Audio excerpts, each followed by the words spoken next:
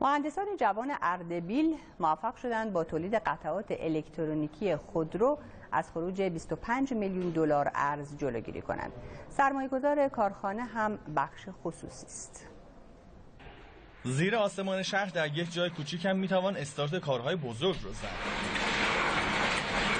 تامین کننده قطعات الکترونیکی خاص خودرو برای دو خودروساز بزرگ کشور هستیم. 65 مهندس جوان و پر انگیزه اردبیلی در این شرکت کاری کردن کارستان. این که دارید می‌بینید واحد الکترونیک کنترل یونیت ماشین هست، یعنی به زمان عامیانه یعنی کل سیستم و فرایند الکترونیکی کل ماشین توسط این یونیت کنترل میشه. مغز خودرو دیگه در حقیقت مغز خودرو هست. استان اردبیل اولین تولید کننده این ECU در کل ایران هست. این شرکت در سال 88 در زمینی به مساحت 5000 متر مربع با اعتبار 13 میلیارد تومان توسط بخش خصوصی احداث شد. سنسور میلسپاپ موتور خودرو، سنسور دور موتور، سنسور کمشب، سنسور اکسیژن که این قطعات برای اولین بار در سطح کشور به تولید انبوه رسیدن. اینجا آزمایشگاهی هستش که ما دوام رله هامون رو اینجا تست می‌کنیم که بر اساس استاندارد پژو PSA فرانسه هستش.